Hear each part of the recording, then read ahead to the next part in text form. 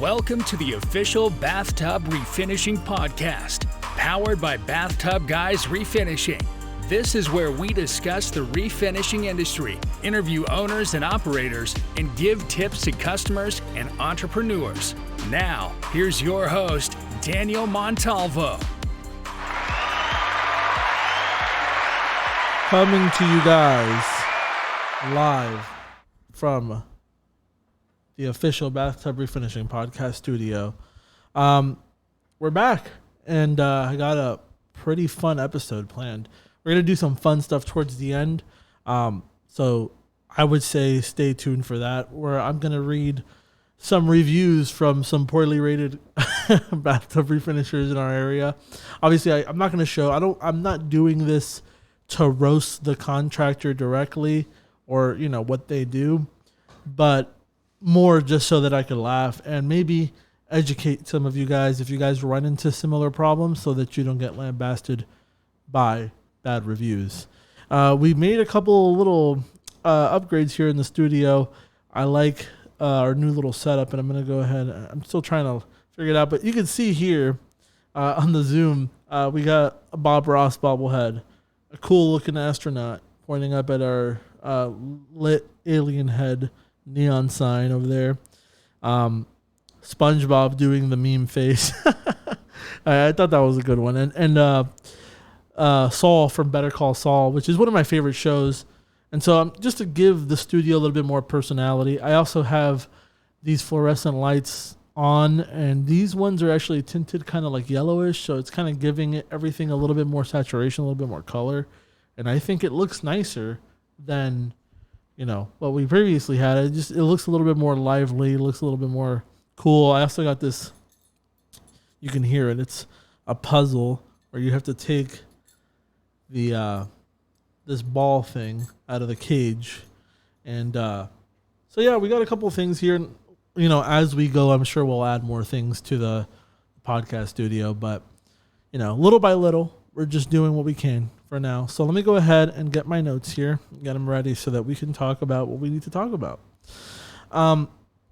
So basically what I wanted to start off today talking about was something that actually happened to me yesterday.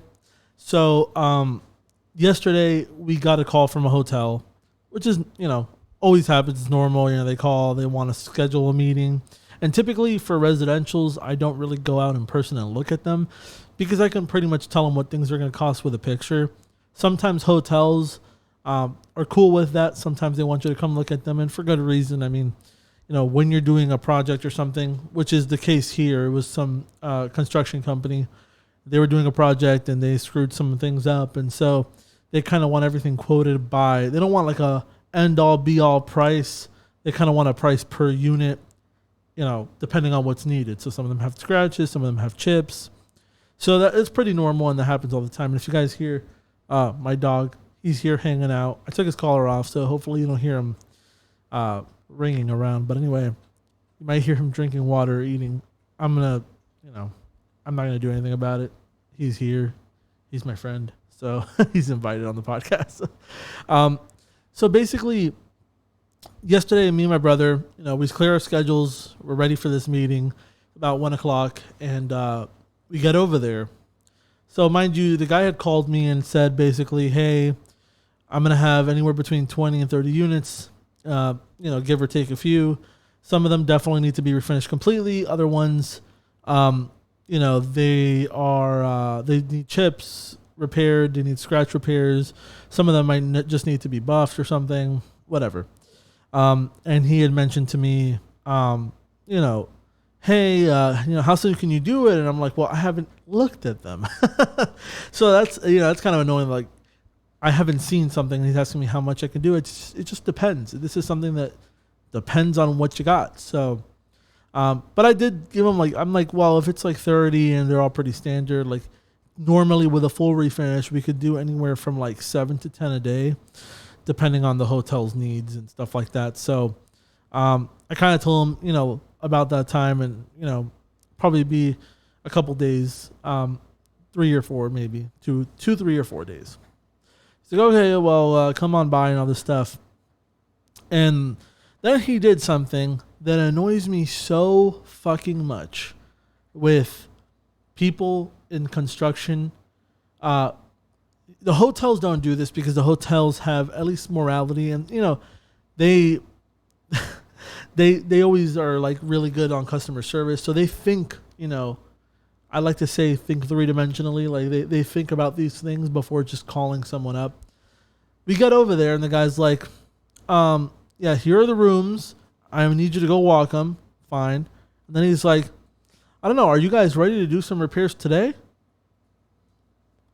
And I'm like, no. Like, why would we?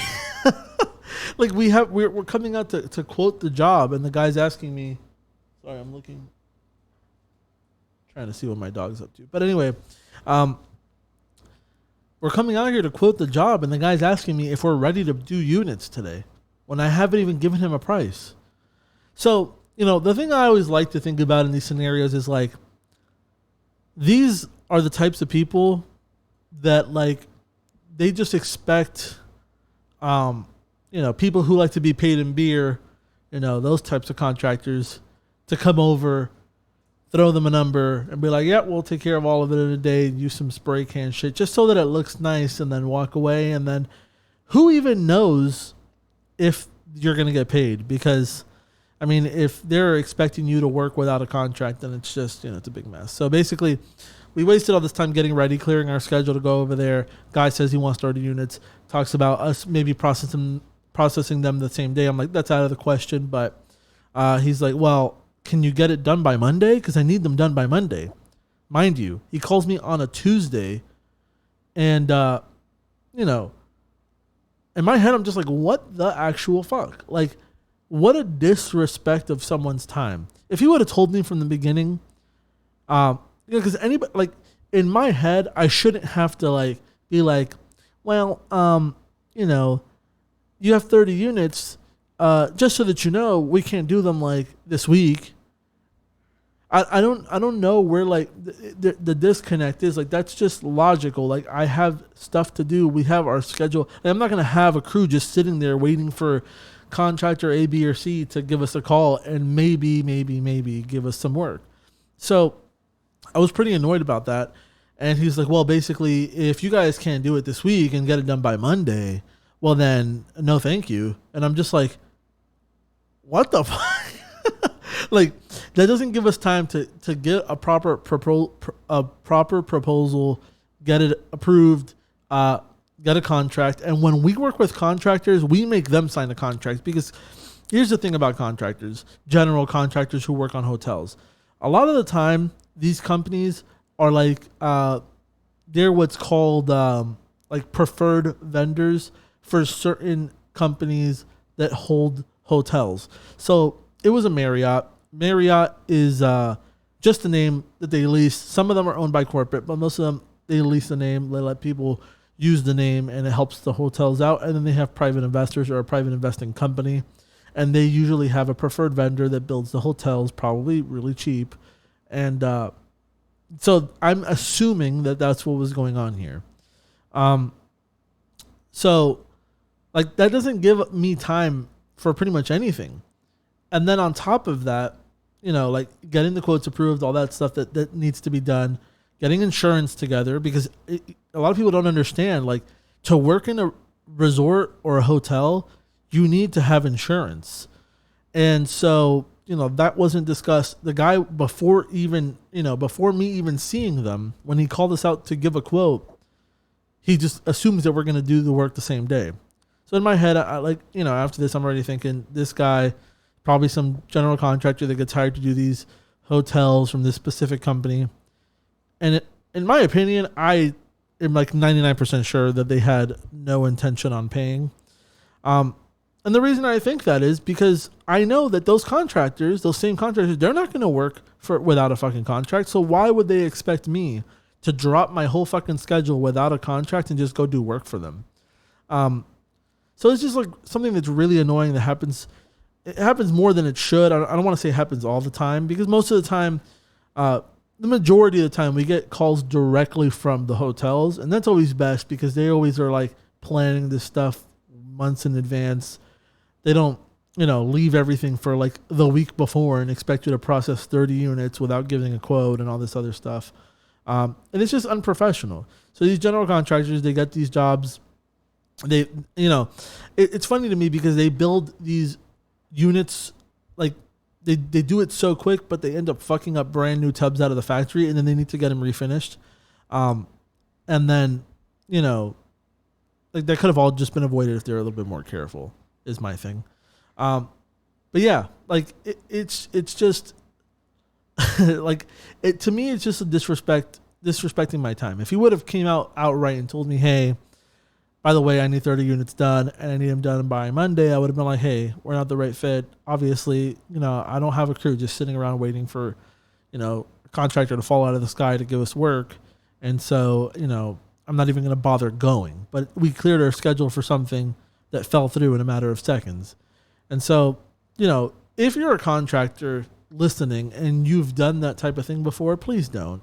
It's disrespectful, and it really just wastes the time of the person you're trying to hire for the work. And it was just, it was a type of scenario where like the guy wasn't even in uniform. He wasn't dressed nice or anything. He had his fucking dog like in the middle of the hotel while they were like working on it.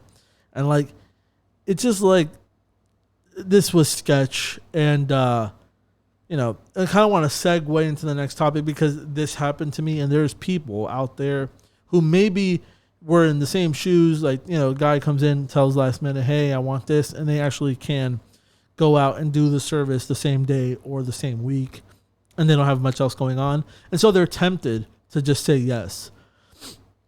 To those people, I say, sure, go ahead and do it, but don't you fucking dare to work without a contract. Don't do it.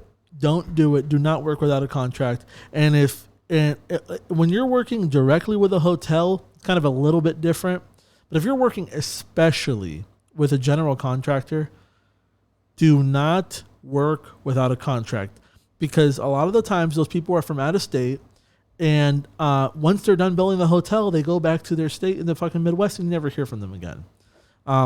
They don't give warranty on any of the shit that they're doing, all that stuff. So like, you're not going to hear from them. And then if you go to the hotel and tell them, hey, we did all this work, let's say you're a contractor, you went and you did the 30 tubs without a contract, and for whatever reason, the payment thing falls through and you don't get paid on that work.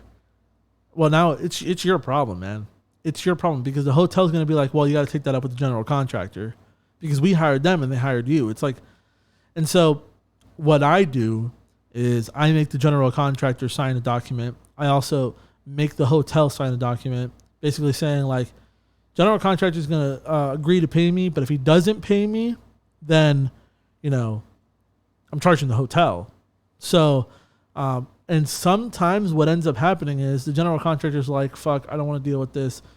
If he's going to make the hotel pay for it anyway, then just work directly with the hotel, and they'll kind of give the hotel the rein for that specific thing. That also helps when it comes to pricing, because a lot of the times general contractors will charge like really cheap on the bathtubs. And so what'll happen is, they'll be like, oh, I only want to pay like $150 or $175. And then they'll turn around and send a bill to the hotel for $250.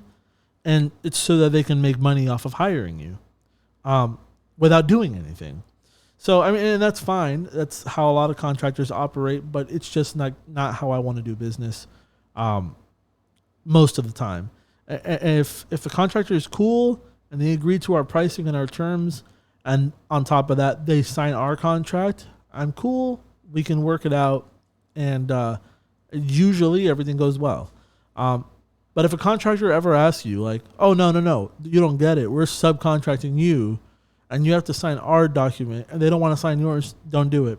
Don't do it, because, and if they ask you why you want a contract signed from them, you tell them for the same reason that you want a contract signed from the hotel, so that you get paid and you have a legal document certifying that they said that they're going to pay you.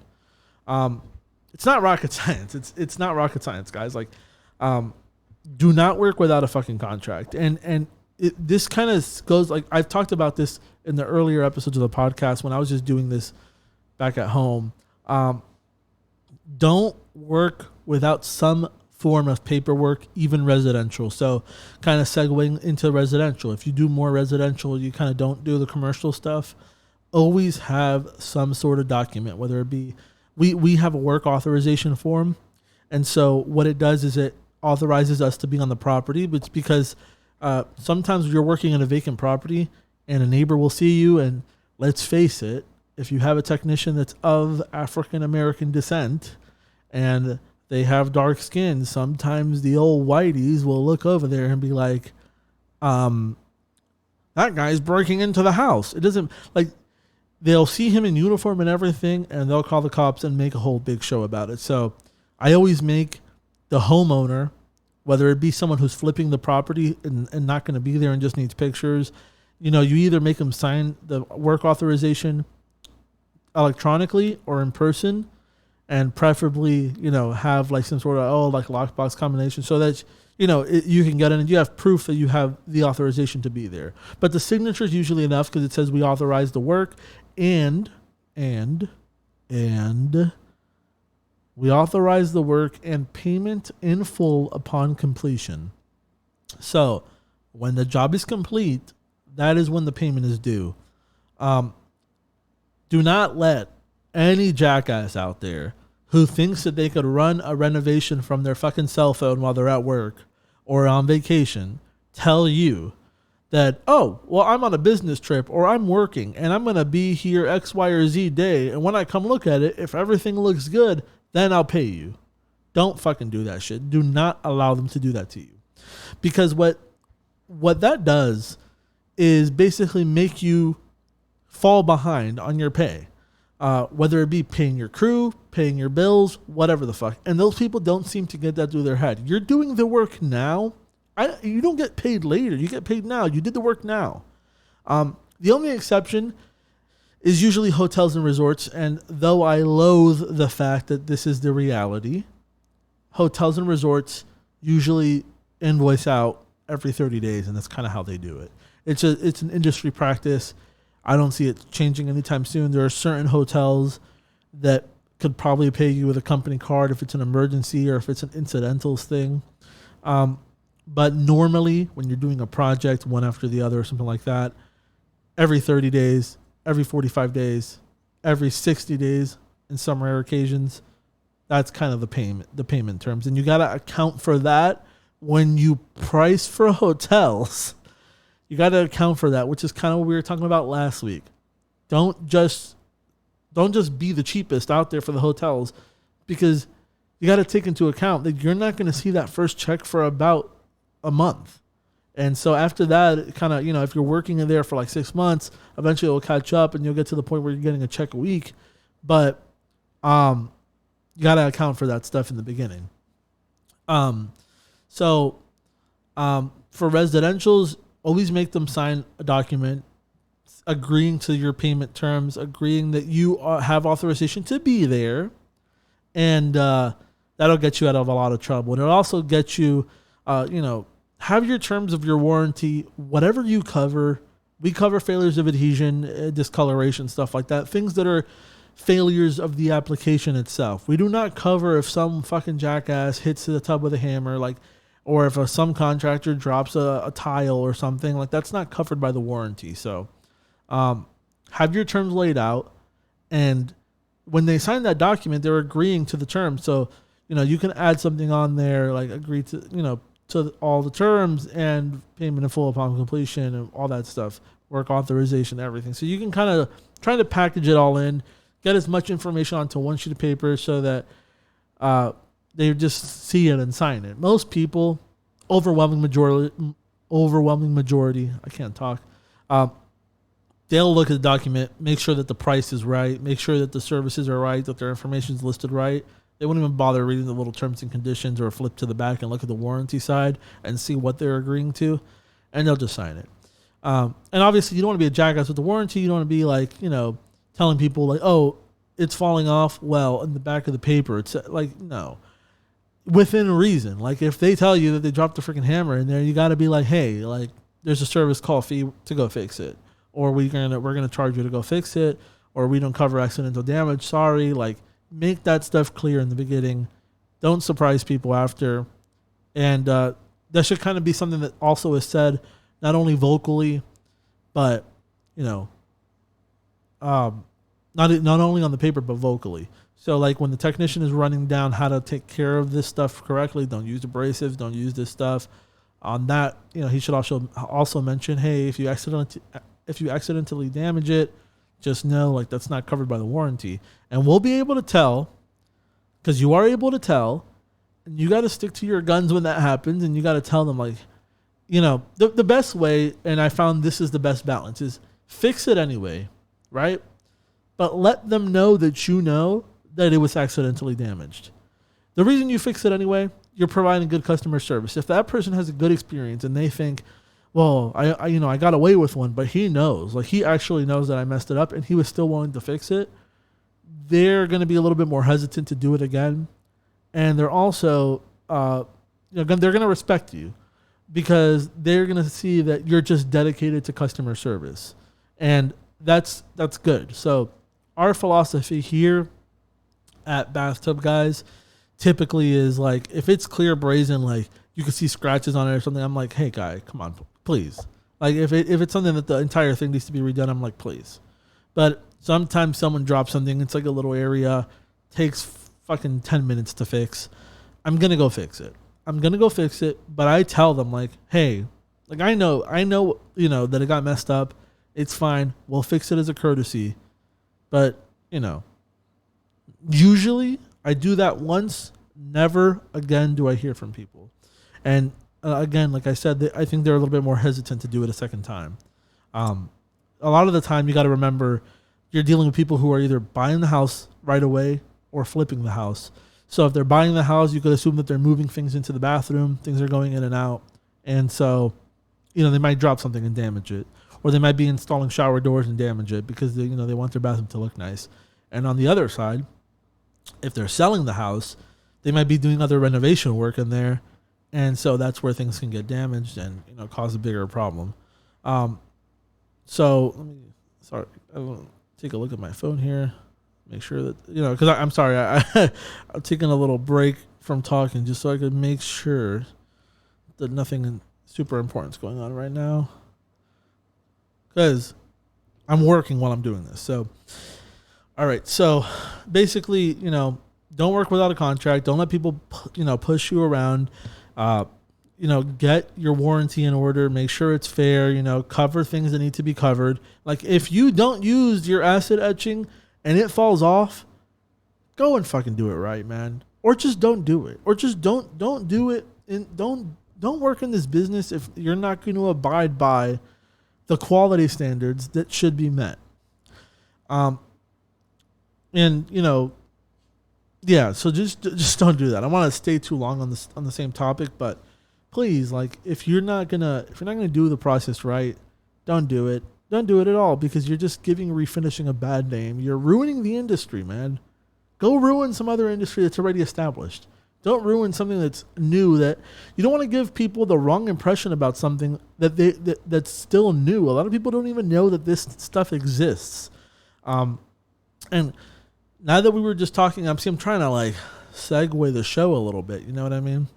I don't know how long this episode's going to be, but we'll see. But anyway, we're talking about material and doing the process correctly.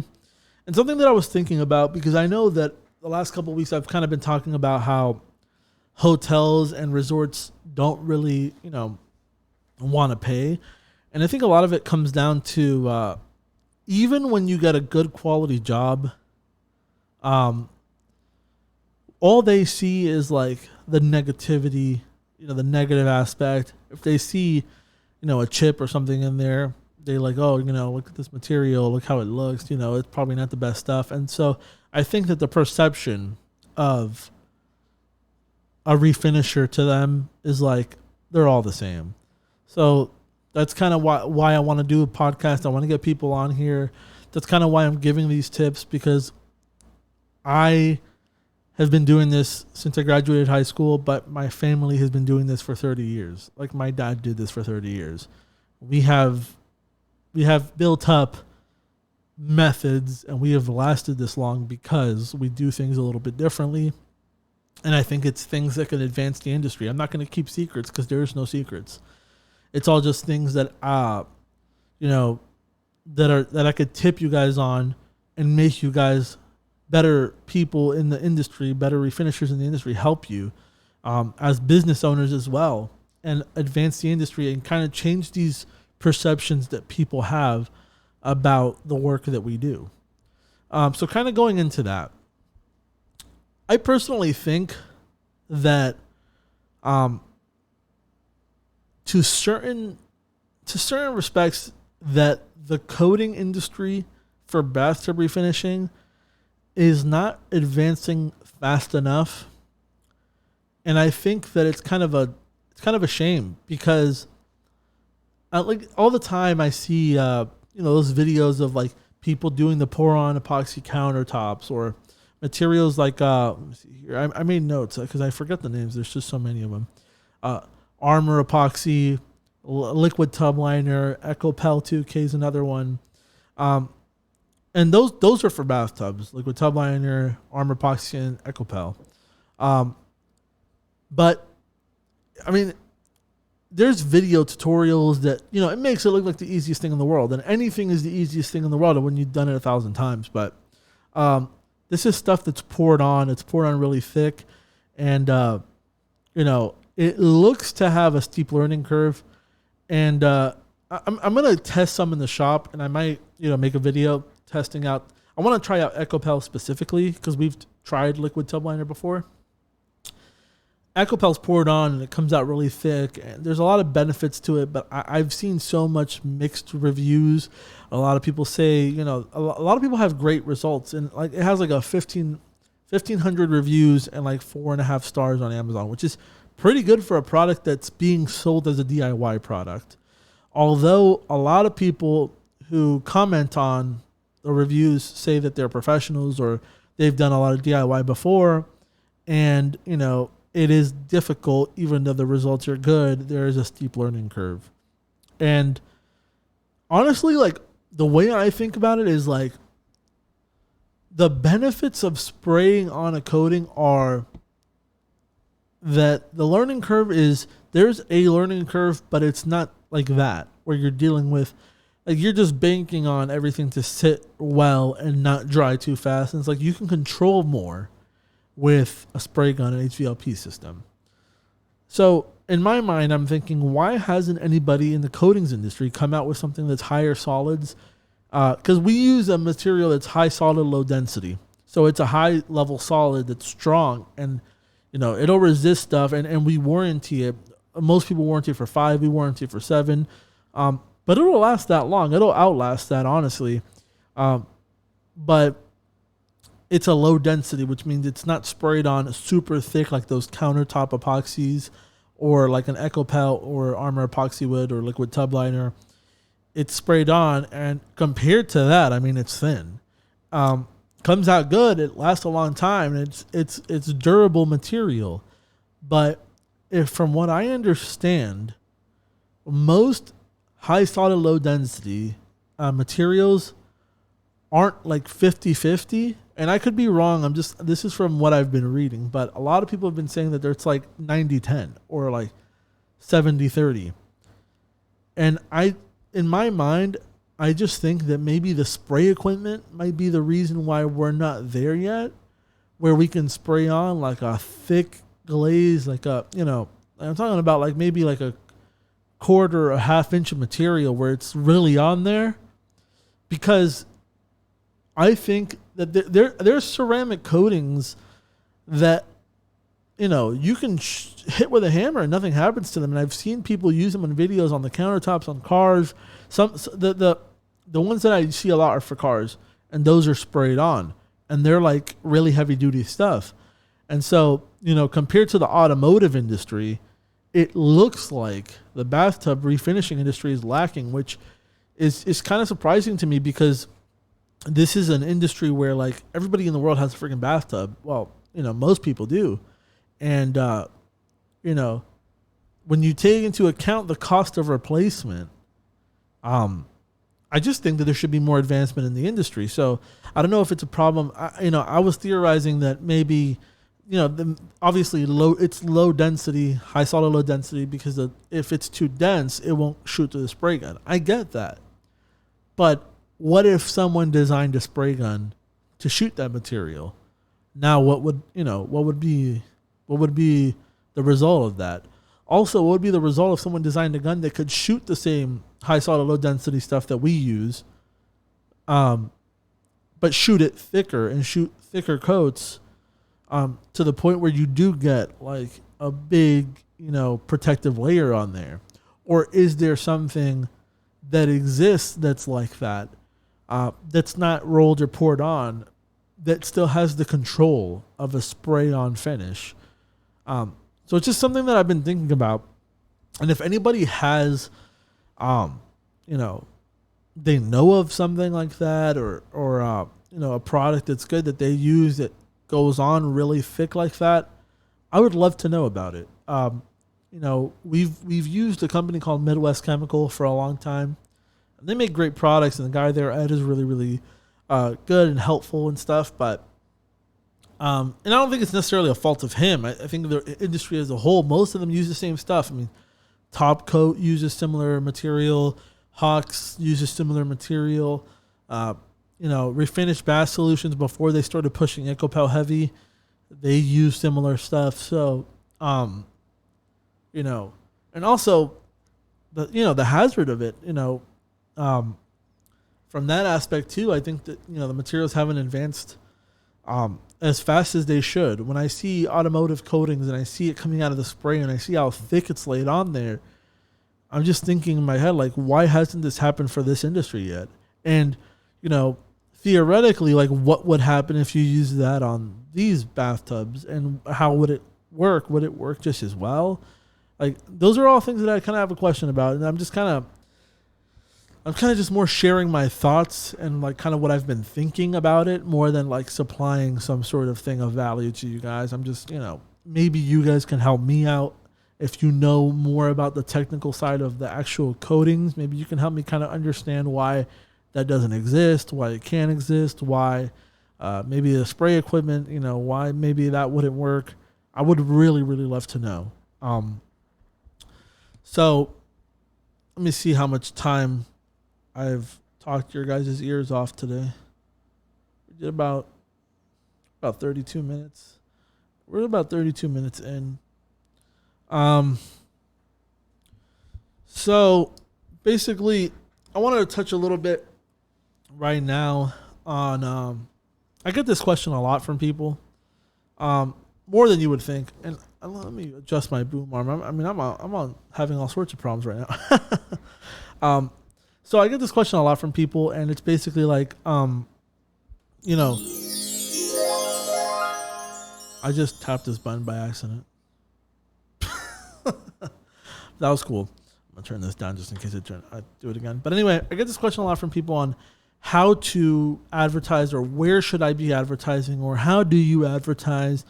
And so I kind of want to share a little bit about that, not going too into depth, because I would love to do an episode just about this. And I've done some in the past where I give a lot of good information, but I'm going to give you guys some tips here that can help you. If you're new in contracting, or, doing contract work in general, not just bathtub refinishing, you got to ask yourself, where historically have people advertised? Historically, right? So think back to the 70s, 80s. People historically, in those times, the most people's attention was on the newspaper. And, late 70s, early 80s, the television, and also, let's not forget, the radio. That's where most people's attention were, on those three mediums. Today, the overwhelming majority of people's attention is on social media. So I always preach this, and social media is more important than anything else. Social media is the difference between you being here in like 5 years and being successful.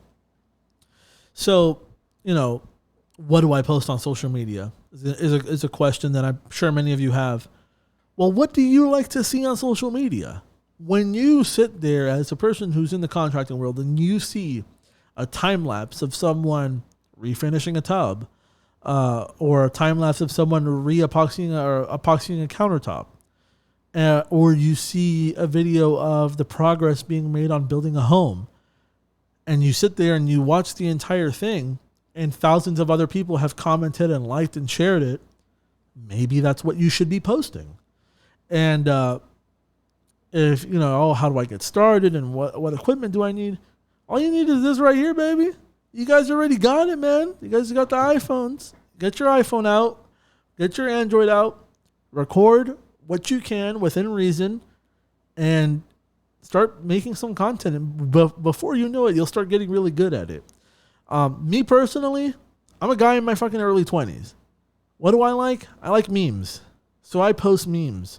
I like before and afters. I like seeing something destroyed and ugly and showing that contrast of what refinishing could yield as far as results.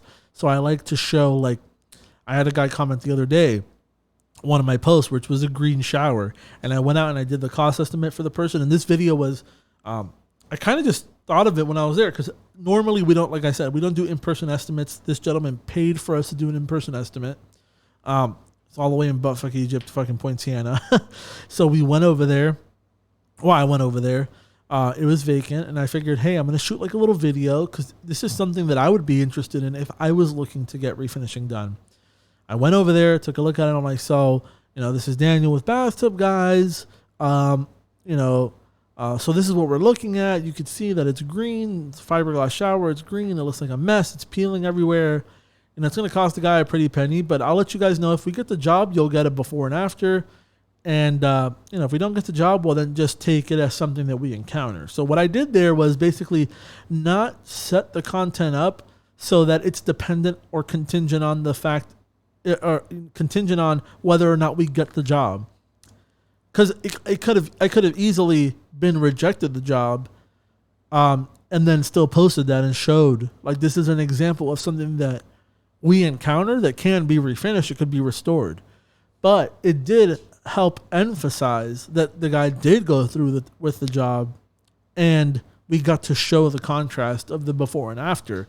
Look at this ugly, terrible looking fiberglass shower that was painted green with wall paint, and look how BathTubGuys restored it and made it look beautiful and new. It came out looking brand new, and the guy really loved it. So those are things that you can post. Take my example. If you're in the bathtub refinishing industry, before and afters are an excellent way to display what you do. I would say lean more towards the side of video, because video retains people's attentions longer. Let's just face it. A picture is something that you can see and process in a matter of seconds. But if they have to sit there and watch something, they're investing more time, which means they're investing more in you. Time is valuable. Like I always say it, man. Time is everything. Time is money. If they're investing their time to look at you, look at your video, maybe they don't buy on the first time or the second time. Or maybe they don't even need refinishing in general. But maybe they come across your videos, they'll start following your page because they just love seeing the transformations. And maybe one day they're bathtub chips, and you know who they're going to call? They're going to call you if you're the guy. So, and I also do tips. I do customer tips. I do refinisher tips, because part of my business plan is to help some of you out there. So, help other refinishers. So I do refinisher tips for those people. Now, I also try to make the refinisher tips digestible for someone who's a customer. And the reason that I do that is so that they can kind of, if they see something that I say not to do or to do, they can determine whether or not that contract is a good fit based off the refinisher tips. Like if these people are saying, you don't want someone who does it like this, maybe I should second guess who I'm hiring or ask them why they're not doing it in this case or whatever the heck. And for the customer tips, I kind of try to do the same thing. I try to make it play both ways. So, like for example, I had a customer tip that said to remove your personal items and get the area ready for refinishing. Well, it's kind of a double-edged sword, and it's kind of like a 2-in-1 tip for people. when they see that, number one, I make the tips really nice. I put a lot of visual aids, little GIFs and stuff, and the text. I put colorful backgrounds, make everything look, fun. And, someone reads that who's a bathtub refinisher, and they're like, oh, well, I should tell customers to, get their stuff your personal stuff out of the bathroom and kind of get it ready for me. So, and then the customer also, it's like, well, in case he doesn't tell me, I already have that knowledge. So you go on our Instagram page, you can see tons of examples of things that we just found to post. Another thing that's big on Instagram, Facebook, and all that is putting up quotes. And we put up kind of inspirational business quotes, but things that we live by and that I believe in. I had one the other day that, funny enough, because the All-Star game was coming up, and I was kind of looking for a baseball-y one, and it was one from Babe Ruth that said, today's home runs don't win yesterday's games. Or yesterday's home runs don't win today's games. That was it. So yesterday, the success of stuff that happened before isn't always going to fly. It's not always going to work. And that's something that kind of speaks to me because I'm the guy that's always preaching stuff that worked in the 80s, 90s, and early 2000s is not how we do business today. It's not how things work today. So that resonated with me. That's another thing, it's got to be something that you believe in and that you like to do. I like to make those posts. Also, putting your reviews up as a visual aid is very important. Putting your reviews up as a visual aid is very important because it makes people more likely to read the reviews if it's presented in a fun way. And then also, there's a certain number of people that might want to just go and write a review just to get posted on the Instagram, because we write the review in the name of the person who did the job. And I don't doubt that there are people who have seen those reviews. They hire us, and then they go and write a review in hopes of being presented on the Instagram page. And so, and I also get customers for the before and afters to sometimes send me a video of the before. And they're like, hey, post it on the social media. And we do. And they like to have their bathroom kind of featured on our social media page. So there's tons of things you can post. I'm sure that, even if you do roofing or drywall, you can find things to post. I mean, there was a guy who does drywall on TikTok, and he just shows him filling in the screw holes for the boards and stuff. It's and he gets millions of people watching him. There's a guy who he puts sprinkles and Oreos and stuff inside the plaster and just makes it just looks like frosting. People were like, oh my God, these videos are so soothing or so entertaining or whatever the heck. You can find stuff to post, whatever you like, post it. Make stuff that people would want to watch, that you would want to watch, most importantly, because if you're not having fun making it, and if you don't like what you're making, no one's gonna buy it. You know what I mean? People like people who are authentic, who do things that they believe in. So don't just do it. Don't just do it to do it. So yeah, with social media, man, it's really important. That's where people's attention is, and there's a couple ways to go about it. All the stuff that I just mentioned is free. I'm gonna put you guys on right now. Go into the app store. There's a lot of apps that let you design, whether it be memes or, video editing on iPhone. There's the iMovie editor, which is fantastic. We use that. And so you could use that stuff to produce these things. You don't have a fancy microphone like this one. Your phone microphone is fine. Open the recording app, record from there. If you use TikTok, it has a voiceover feature. So if you want to do a voiceover of your before and after, fantastic. You could do it through there. The quality is really, really good. And all this stuff is free. Granted, that you have a smartphone. Some paid ways to do advertising is, first you got to have content. So start the free route, get content out there, get something that you're interested in, that you like to do, that you think fits your brand and what you want it to stand for. And the good ones where you see a lot of reaction, you see, this one got 10, 15 likes, this one got 4 or 5. Those ones that stood out, believe me, they stand out for a reason. And once you find the reason that it stands out, attack it and push it to the forefront. And those are the ones that you want to put money behind by either doing boosts on Instagram, which, by the way, if you're using copyrighted music, you cannot use it to advertise. We do before and afters, and sometimes we use copyrighted music from TikTok, which we're allowed to post, but we're not allowed to run as ads because we don't have the rights to the music. So for our ads, what we do is we use the same before and afters, cut the music out in an editing software, and then what we do is put in like a royalty-free song. And that's kind of how we do it, and we amplify those posts. For posts that don't have music, that doesn't apply to you. Just make sure you're not using copyrighted images and stuff like that. So there's plenty of ways to do it. Instagram boosts are really good. Facebook boost, it'll boost the post and basically get more eyeballs on it. Putting out targeted ads is fantastic. I've touched about, like, it's not, this show's not going to be all about this, but maybe I'll do another show where it's kind of more into depth on the businessy side of everything. Targeted ads, I've said it before, say it again, fantastic. It's a difference maker in business. If you're not doing it, consider doing it. You can target, if you run a deli and you sell, Italian subs, you can target within a 20-mile radius men in their 20s to 50s who like subs and target those people specifically. Like, that's how in depth you can go with targeted ads. And I know targeted ads has changed a little bit because of some things with iPhone users and stuff like that, but most people, they'll say yes to the user agreements on Facebook. So Facebook knows what you like. They spy on us. You talk about Tide Pods enough and you'll get some ads on there.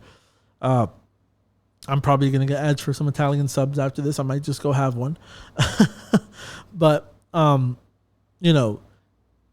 you can get really down to the nitty gritty of who your audience is. And once you know who your audience is, it's just a matter of putting money towards them and showing them that you exist and that you're a viable option for them. And so Facebook ads are a big difference maker.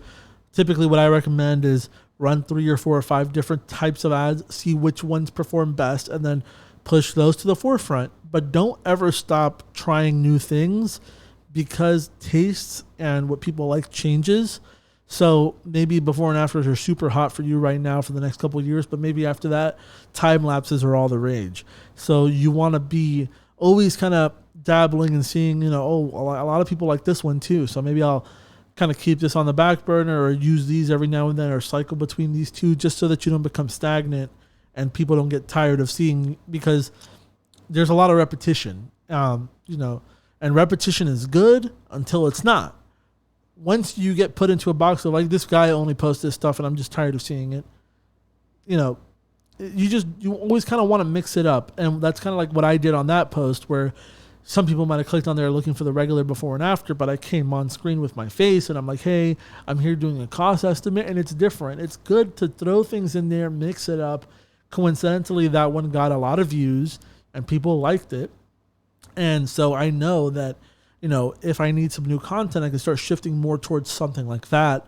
It could help out the business side of things a lot more, get more eyeballs on you, get more people, ringing the phone, get more people texting you. It's all things that are important, obviously, when you're in business. So those are just some tips. I'm trying to think if maybe there's anything. Oh, another one, and I've talked about it before, but just really quick. Use your Google My Business page. Use your Google My Business page. Use it. I like to call it like the front page of Google. When you Google a company, you get all the paid ads on the top. That's going to attract a certain number of people. But there are always people, and I'm one of them, that I just scroll past all of that and I look down, because I'm not going to hire someone without looking at the reviews. There's people who do, and that's fine. But the top part of the page before you start scrolling down is usually all paid ads. And then it comes up to Google My Business, and you can see the reviews there. And sometimes it's paid, but it has a little badge that says it's an ad. Most of the time, they show the local contractors in your area with the highest rating. So use your Google My Business page. They reward you for being active, and they reward you for getting people to write reviews. So get people to write reviews. I'm going to touch a little bit on that later. Get people to write reviews and post on there all the time. When people see for us, they see the Bathtub Guys regular webpage. They see that our Instagram links come up when they search Bathtub Guys, and they see our Google My Business page with all our reviews and that we're active and post multiple times a day. Well, they think, okay, I could trust these people. They exist. So use your Google My Business page. It's really, really important. All right. So we're going to get into, this is going to be really fun. I am setting up to do kind of like a little thing where I look at the worst reviewed refinisher that I can find today. I'm not going to expose them. I'm not going to, put their name out there or anything, but I'm going to go ahead and put it on the video, and we're going to read reviews. I'm blocking out the name. We're going to read reviews. Hopefully you guys get something out of it. And I can kind of comment on what they did wrong, how to maybe fix it. I'm going to go real quick to that screen now. All right. Bear with me. All right. I believe, if everything is set up correctly, that we have started. So this is a review from Cosma Lazari.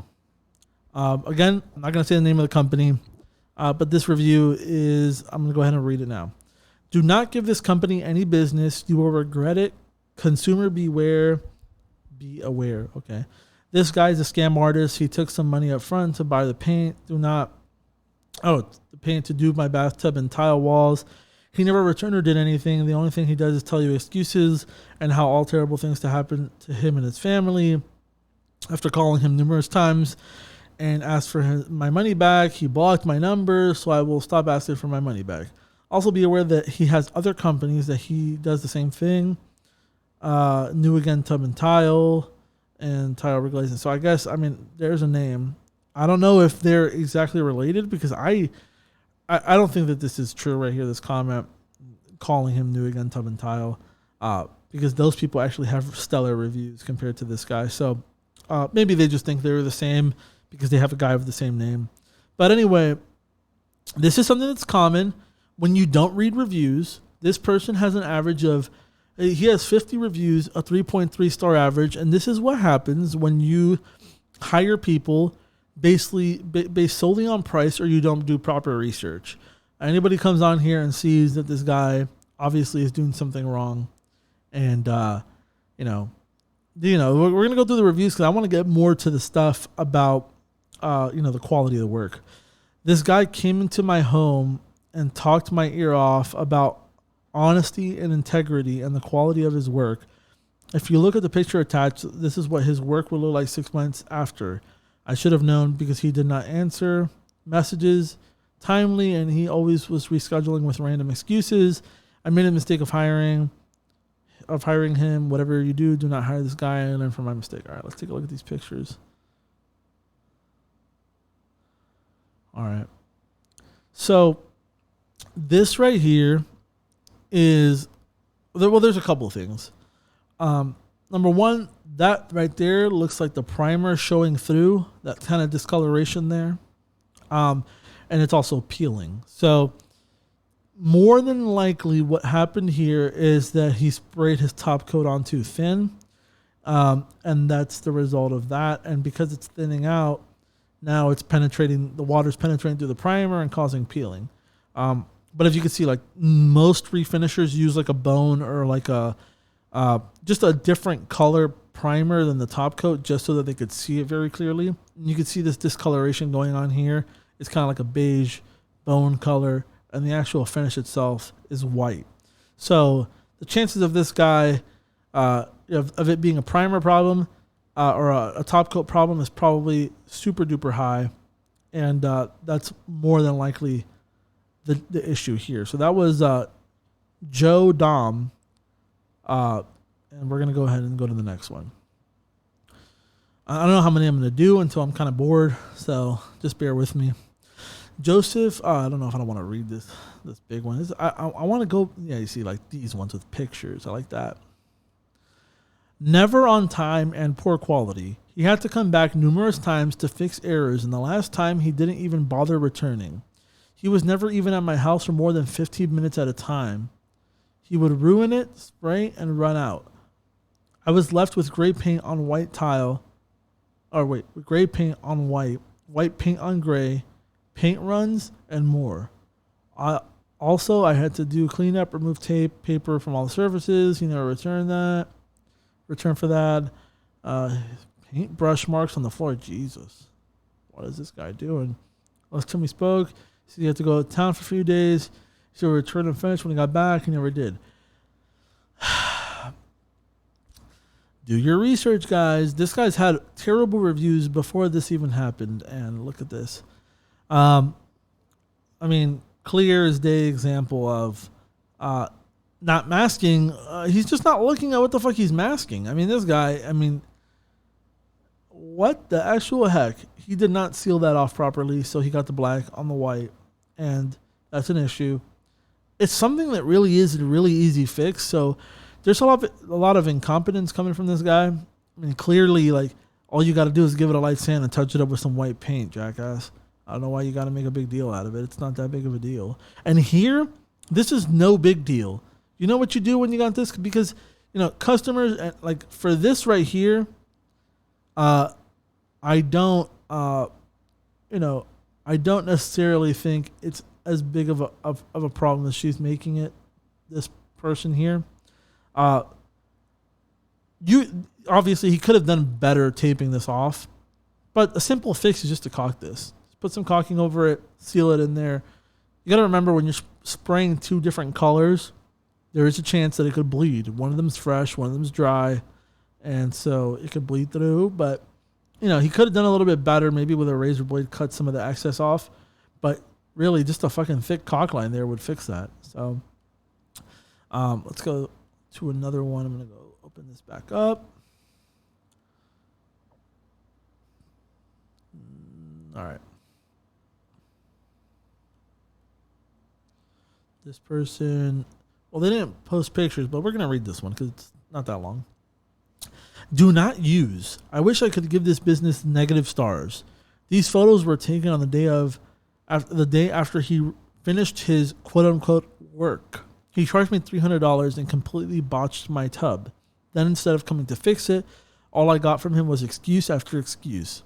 He would set times, then not show up. Honestly, between the shoddy job, the overspray of paint all over my bathroom, and his total lack of accountability, I could have tied a paintbrush to my dog's collar and dropped him into the tub for a better finish. Jeez, man. Wow. Really, really, really unfortunate experience, man. I'm sorry that happened to you.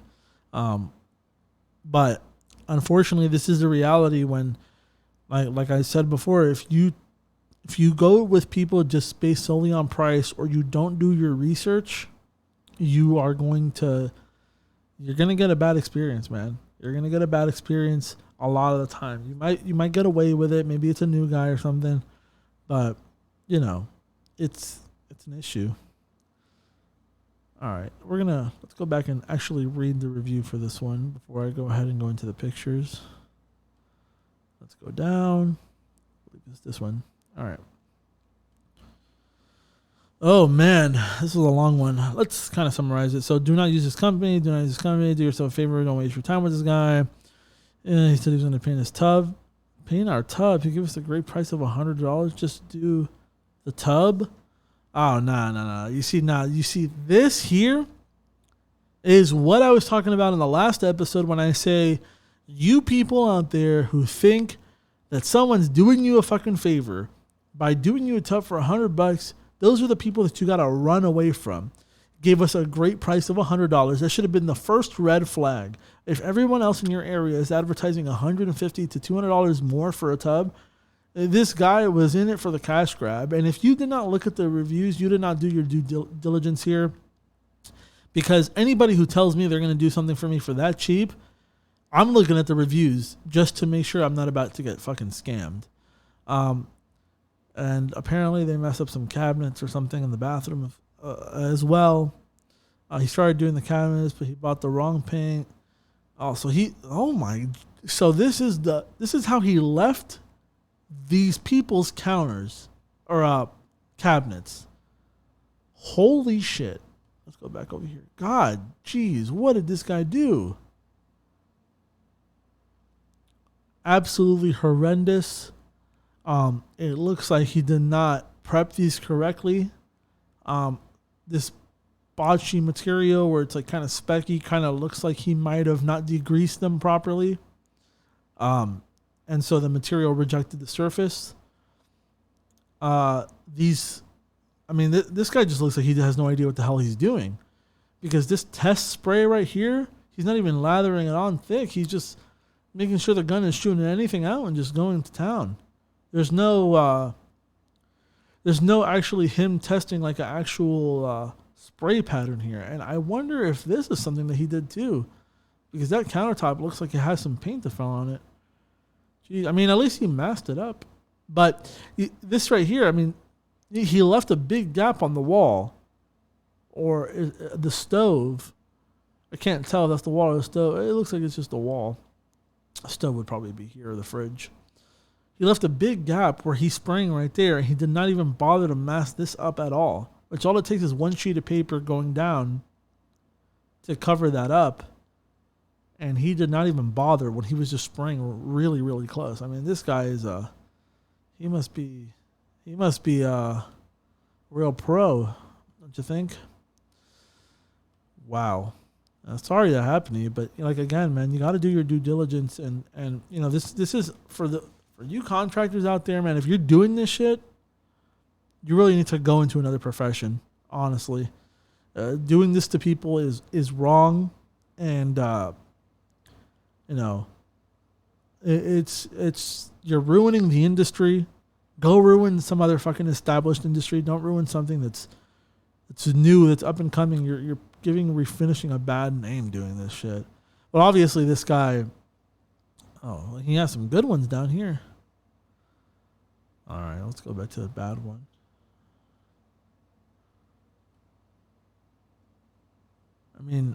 There's some good ones, there's some bad ones. So kind of what I can summarize from oh wow. Okay. Wait. This is a response from the owner. All right. This should be interesting.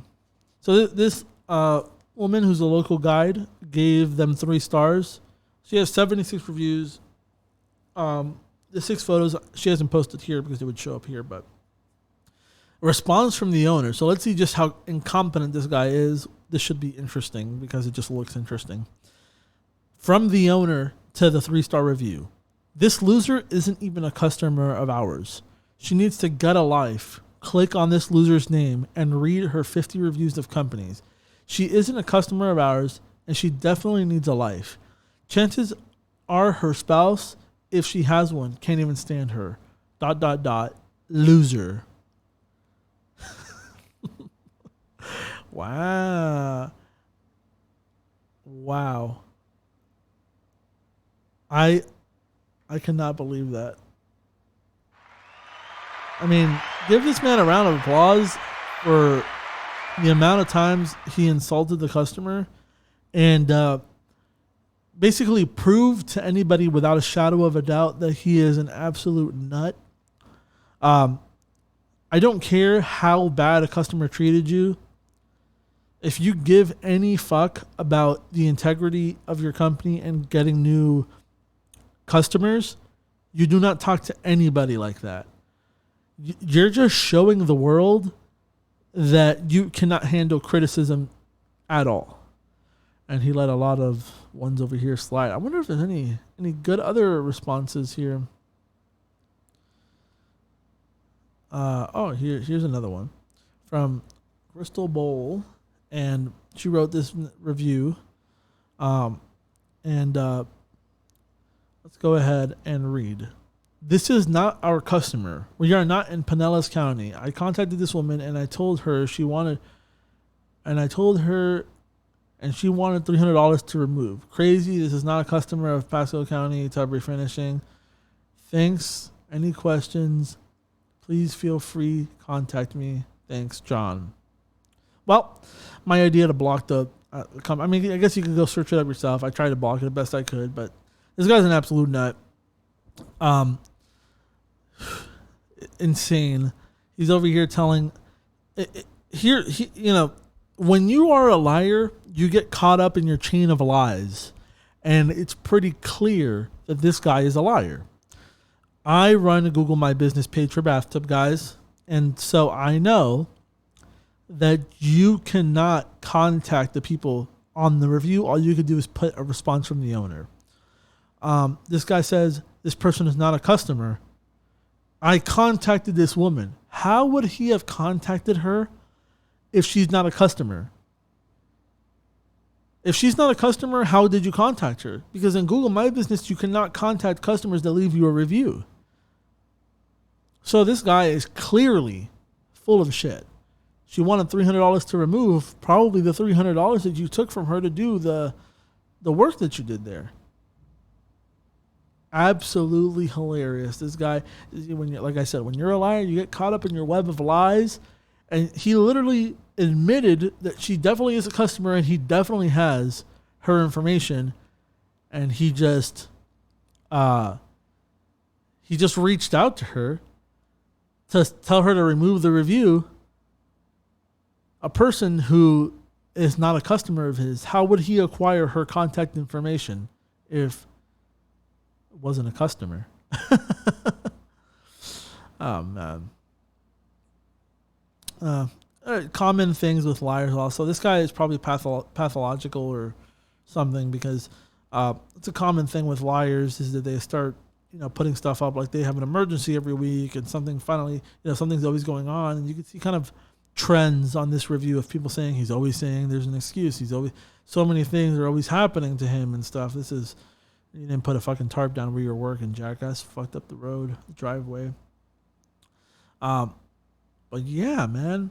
I mean, so there is some piss poor kind of, contractors out there. And we're switching back over here to the view. I tried my best. I guess it didn't work out next time. I guess I'm kind of exposing this man, but I'm not going to say his name, other than when I was reading the review and they referenced him. Maybe next time I should probably vet them before I, talk about them. But I kind of want to do this off the cuff and get my natural reaction to it, which is kind of like that's what I like. Let me see. Get to the host Zoom. All right. So my opinion on this guy is that he's an absolute loon. He is clearly a nut. Like I said, man, you get caught into your web of lies. If this person isn't a customer, you can't contact them through Google My Business. So clearly, all right, yeah, but it's clearly this guy knew this person and had their contact information, and that's why he contacted them and told them to take the review down. Obviously, the customer probably paid $300, and it was a garden tub, I believe. So if he's charging like $100 for a tub for people and scamming them, you could assume that $300 for the garden tub is probably what he was charging, and she's probably just asking for her money back in return. How nice of her, because I wouldn't. I mean, if you're doing piss poor work, not only would I do a stop payment on the check or do something like that, I would leave the review up if you're doing something like that, some like real sketch shit. And there are people who have done it to us, even after we go and fix it, or, we try to open lines of communication. And so, it's definitely not a case of him being a competent guy who just gets the short end of the stick all the time. He's definitely crazy. And the way he talked to that one lady who just left 3 stars, I mean, you want to talk about insecurity. This guy's over here calling his customers losers and, the personal attacks. Keep the business stuff about business. Don't go attacking people. It really just screams of like childlike insecurity. So now that we did that, something that I want to mention to you guys before I get off of here, I'm about to get off. We're about an hour and 9 minutes in. That's what I was looking at a couple seconds ago. I'm a one-man show right now, today anyway. So trying to move things along. Something that I want to tell you guys if you are a competent contractor who does good work, I'm not talking about this guy. I'm talking about a competent contractor who does good work, who maybe just doesn't have enough good reviews and people don't hire you or question a couple of negative reviews that you had. Or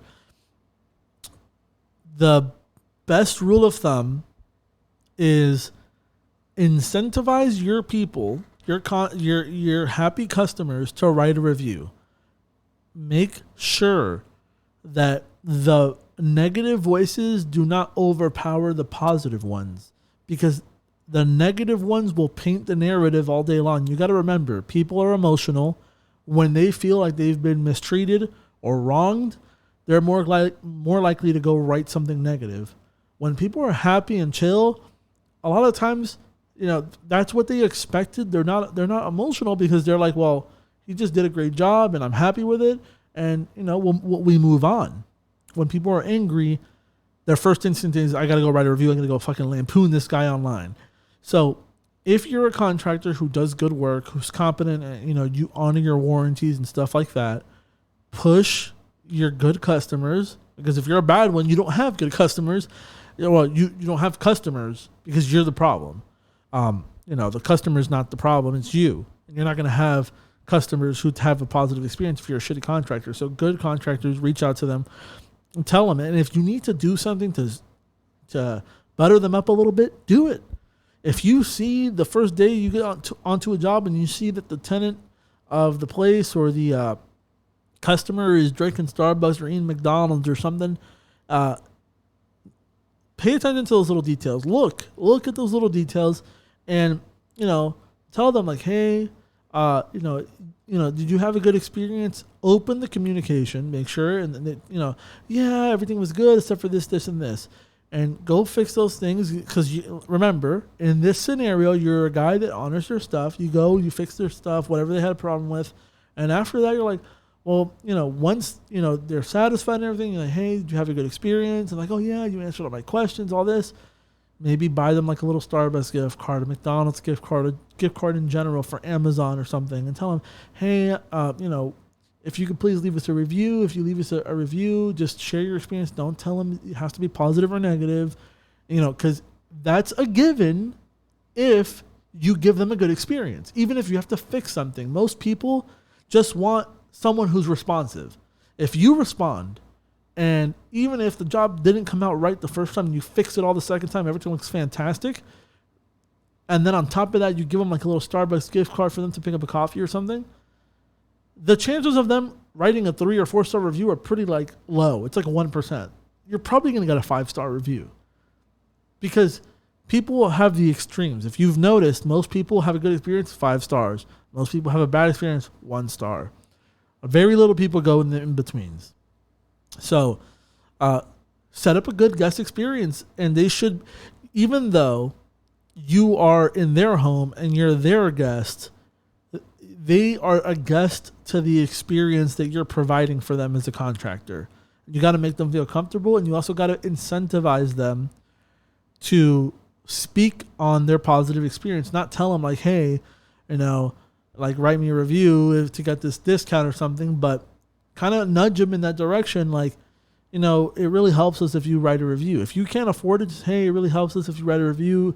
Everybody, you could tell them like, hey, you hired us and we appreciate you giving us the opportunity, and you can see the quality of our work. And a lot of times people don't speak up enough for the positive.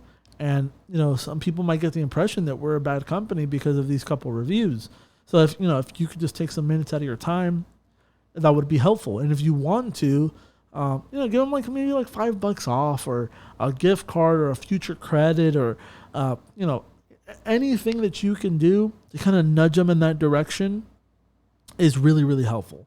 Obviously, the ideal scenario is you provide such a good, experience that you just mention it to them and they go and do it. But don't just assume people are going to write good reviews. Always kind of, nudge them in that direction. And where you need to be posting reviews is on Facebook, or where you need to have people post reviews is mostly on Facebook, and more importantly, Google My Business, because like I said, I consider it the front page for services. I mean, That's where people read your reviews. That's where people look at your My Business page and see how active you are. So hop on there and make sure that, you're posting stuff. Make sure that when you do a good job and people are happy with it, you get them to share that experience. Make sure the positive experiences are out there so that they outweigh the few negative ones.